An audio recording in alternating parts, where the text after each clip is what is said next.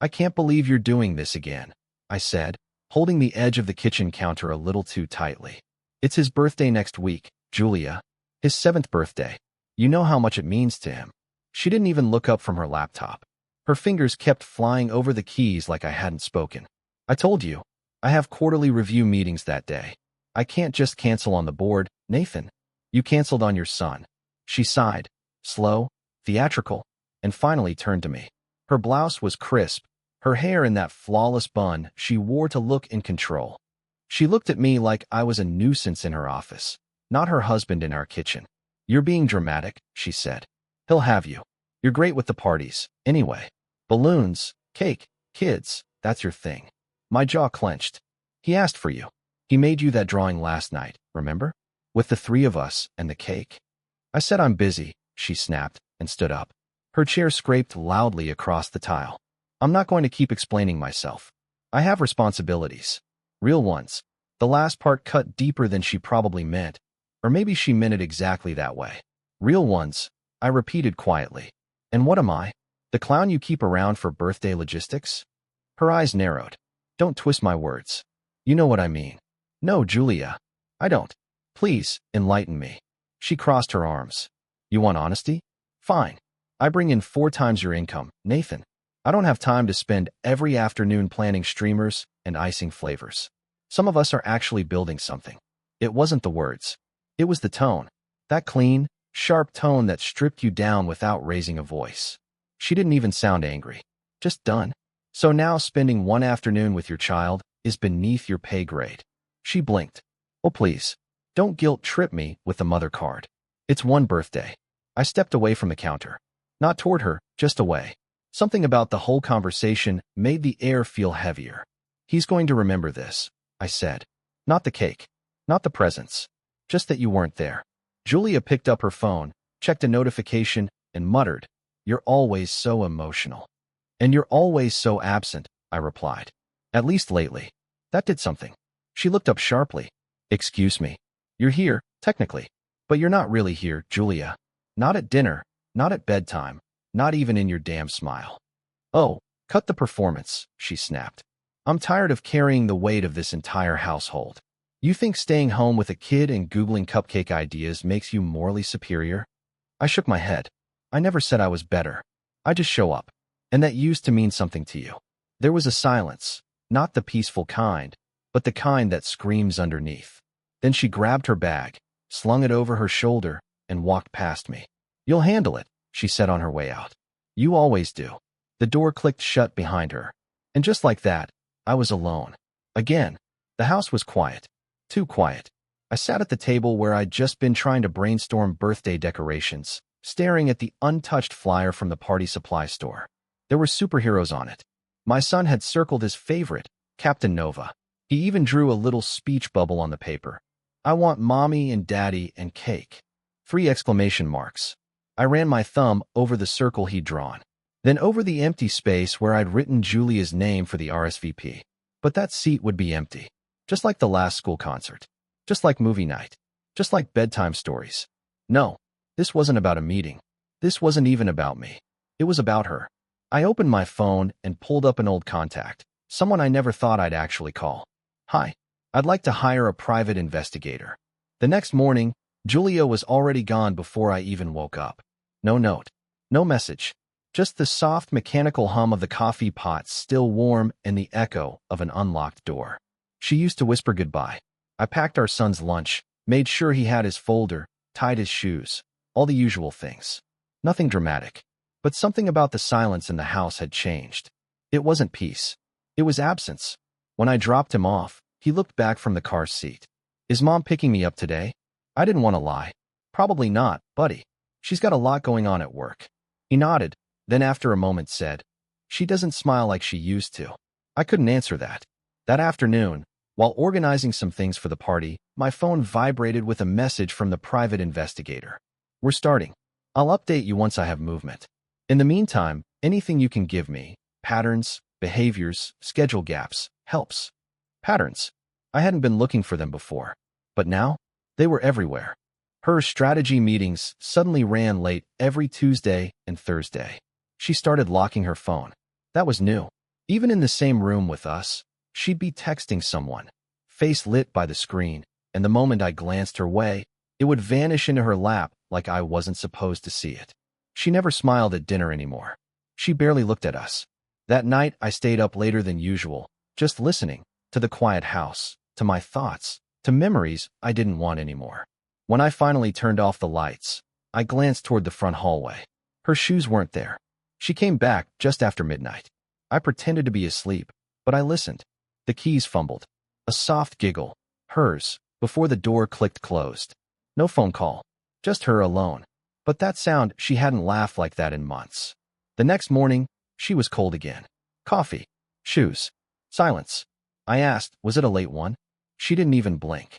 Big pitch. Ran long. No follow-up. No apology. Just the boardroom version of my wife.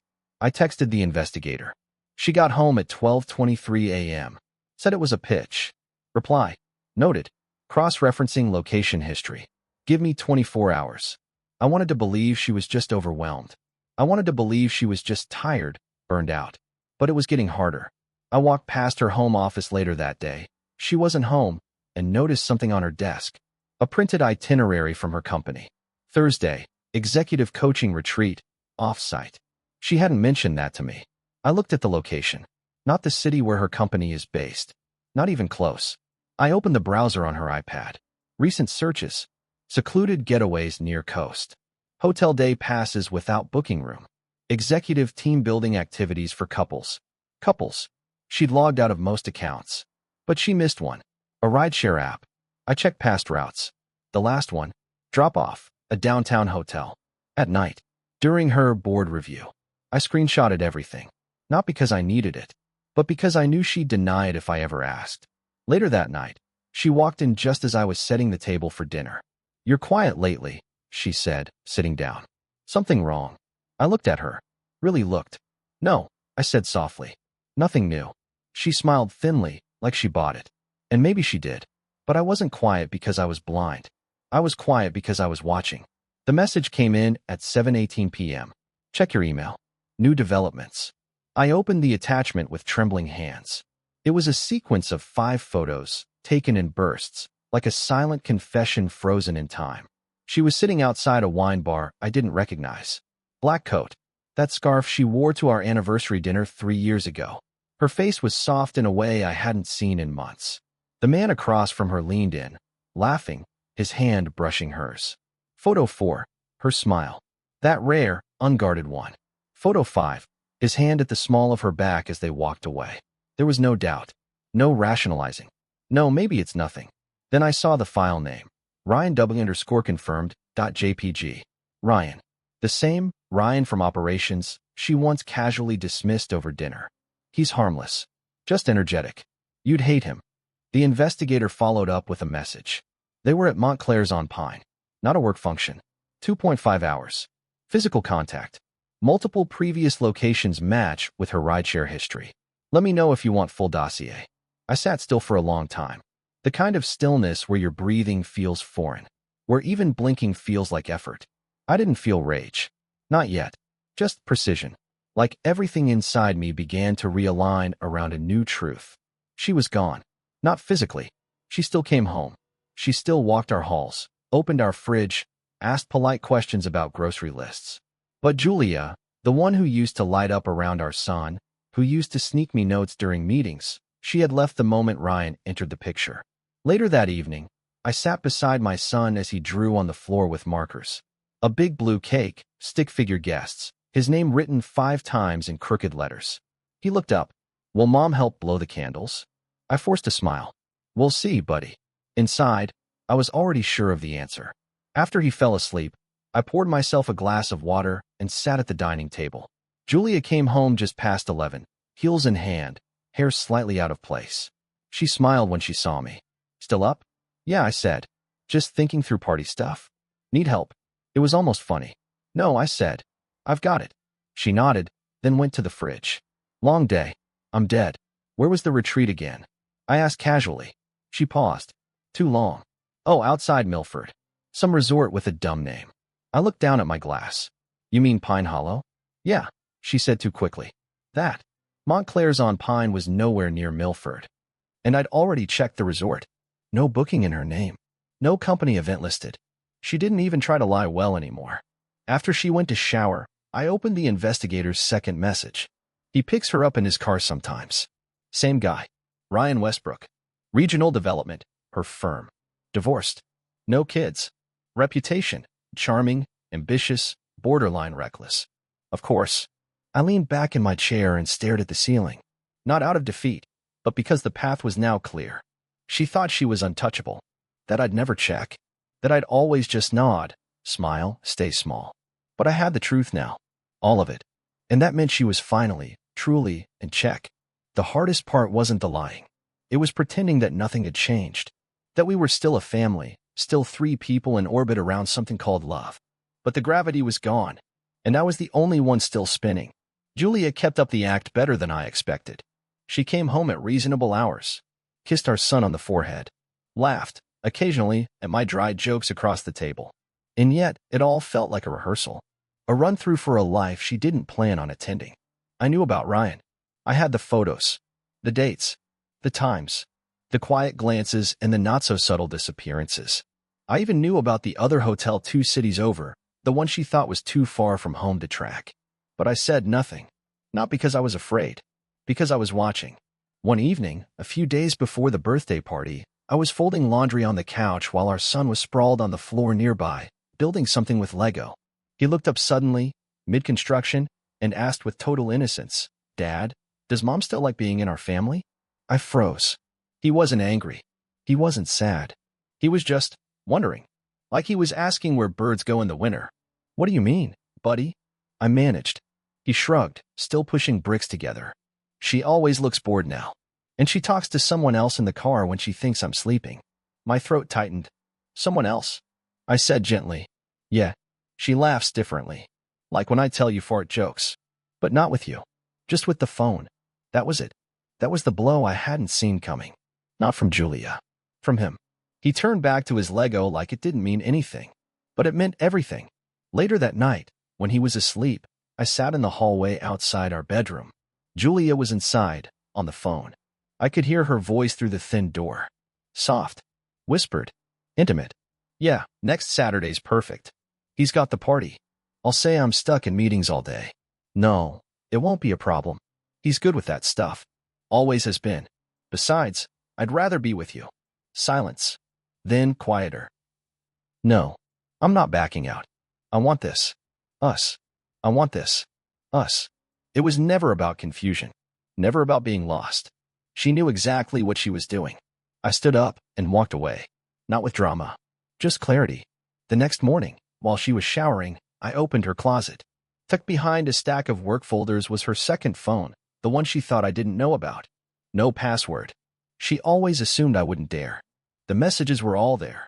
"Ryan, can't wait for Saturday. Wish I could see your face when you ditch the party. Julia, he'll manage. He always does. Ryan, we'll celebrate our own way. Just us." My fingers didn't tremble. I took photos. I sent them to myself. Then I put the phone back exactly where I found it. By now, the private investigator had compiled everything. Full dossier. Names. Times. Routes. Phone pings. Hotel check-ins. Receipts. Even a voice clip, Julia's voice, telling Ryan. "He's comfortable, boring. You're everything else." I forwarded it all to my personal email. Then I opened a tab, filled out a form, and confirmed an appointment. Delivery request. Private courier. Enclosed documents. Confidential. To be received in person. The name on the envelope. Julia Myers. Content. Divorce papers. Custody arrangements. Asset division. Nothing emotional. Just the truth, stamped and notarized. Then I sat at the kitchen table and began preparing the decorations for the birthday party. Captain Nova napkins. Blue and silver balloons. A little handwritten sign that said, "You are my hero." I smiled quietly as I looked at the handwriting. It was my son's, but it felt like it was meant for me. The morning of the party began like any other, except she wasn't there. No coffee. No footsteps upstairs. No. Need help with anything? Just me. In the silence. The night before, she told me she had to leave early for a team offsite 2 hours away. She didn't offer more detail, didn't ask how things were going with the party. Just kissed our son on the head, grabbed a travel bag, and left. He watched her walk out. Will she be back in time? I didn't lie. Not this time. He didn't cry. Just nodded and turned back to his drawings. I spent the morning setting up the backyard. Balloons, streamers, folding tables. The Captain Nova banner stretched between the two oak trees. The cake, 3 tiers, superhero theme, was already delivered. Neighbors helped carry chairs. Friends from school arrived early. My sister came with her kids. Her parents were next. They brought a large box with a bow. From Julia, her mother said. I smiled politely. Thanks. He'll love it. Her father stayed near the food table, eyes on me. He didn't say much. I could tell something had been nagging him for weeks now, maybe months. He hadn't voiced it, but I saw it. In the small frowns, the hesitations when Julia made excuses for missing dinners. Now she wasn't here at all, and the clock kept ticking. The kids laughed, ran around, played. My son was radiant, even without her. Especially without her. Midway through the party, I walked inside and plugged in a small USB drive to the smart TV we kept in the kitchen. From there, I mirrored it wirelessly to the flat screen in the backyard. I made sure the folder was open, labeled plainly, Julia. Inside were the photos, the rideshare logs, screenshots, the message she sent Ryan. Let's make our own day. Forget his. I checked the volume. Low but audible. No one noticed. Yet, I walked back out.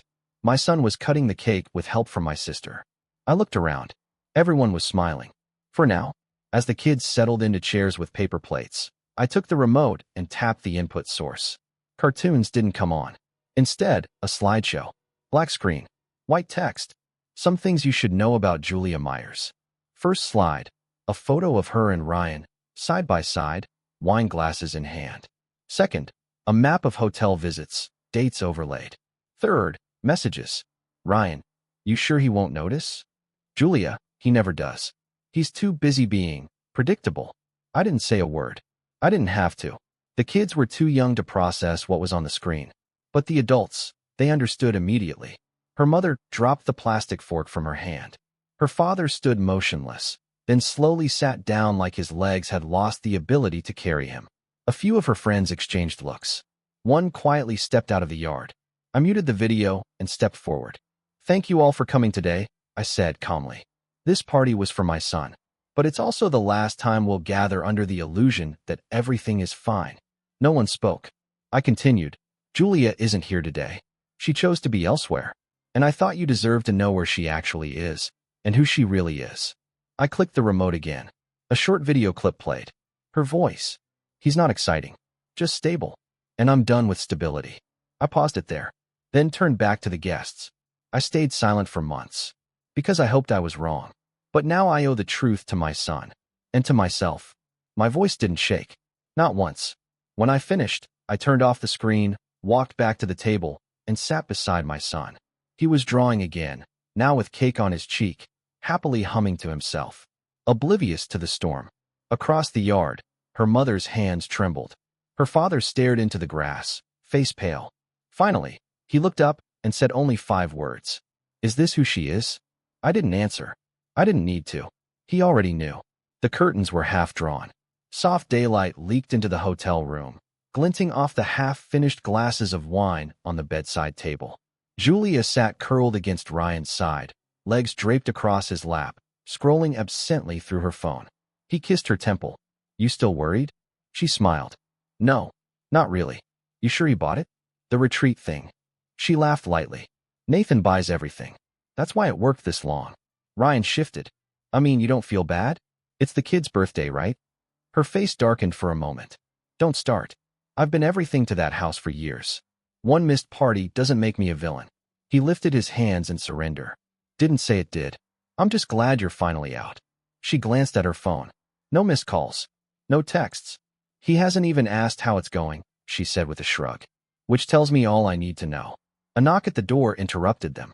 3 precise taps. Julia blinked. Room service? They hadn't ordered anything. She wrapped the hotel robe around herself and padded to the door. Opened it. A man in a gray courier uniform handed her a white envelope. No expression. No words. Just a clipboard, a signature, and a nod. She looked down at the envelope. To Julia Myers. From N. Myers. No card. No stamp. Just final. She shut the door, heart suddenly racing, and moved to the table. Ryan watched her open it, his expression curious. Her hands trembled as she unfolded the papers. She scanned the first page. Her heart stopped. Petition for divorce. Grounds. Infidelity. Willful neglect. Emotional abandonment. She flipped to the next. Financial separation. Custody proposals. Attached. Printed photos. Of her and Ryan. Time-stamped. Screenshots. Messages. Receipts. Hotel confirmations. Voice transcripts. Her stomach dropped. Oh my God. Ryan leaned in. What is it? She didn't answer. She grabbed her phone and dialed Nathan. It rang. Once. Twice. He picked up. Julia, he said calmly. Her voice was high, tight. What is this? You. How dare you? On his birthday, Nathan. Really? There was a pause. Then his voice, level, composed, unshaken. I thought you were calling to wish your son a happy birthday. Silence. He continued, but of course. You had other plans. She exhaled hard through her nose. You think you're some kind of hero for humiliating me? No, he said. I think I'm a father who kept a promise. To never let lies be louder than truth. You're unbelievable. No, he cut in. I just stopped being convenient. She went quiet. Then he said, with finality, the paperwork is real. The evidence is thorough. And the respect? Gone. Click. The line went dead. She stood frozen in the middle of the hotel room, clutching the documents with white knuckles. Ryan stood, pulling on his jeans. Okay, wow, he muttered. He really didn't hold back. She ignored him, grabbed her phone. Fingers trembling, she called her mother. It rang longer this time. Too long. She almost gave up. Then, her mother answered. Julia. Her voice was different. No warmth. No softness. Just distance. Mom. I didn't know he'd do this. I can explain. Her mother interrupted. Don't. Julia froze. I saw the photos. The messages. The video. There was a long pause. Mom, please, it's not what it looks like. Then what is it, Julia? Her mother said quietly. What exactly is it? Julia's throat closed. I made a mistake. No. You made a decision. Silence on both ends. Then, gently. We still have Nathan, her mother said quietly, voice steady. He's more of a son to us than you've been a daughter. And we have our grandson. But you. A pause. Breath. We lost you. You're no longer part of this family. The call ended. Just like that. Julia stood in the hotel room with a dead phone in one hand and her whole world burning in the other. She turned to Ryan. I need to go home. But even as she said it, she knew. There was no home left.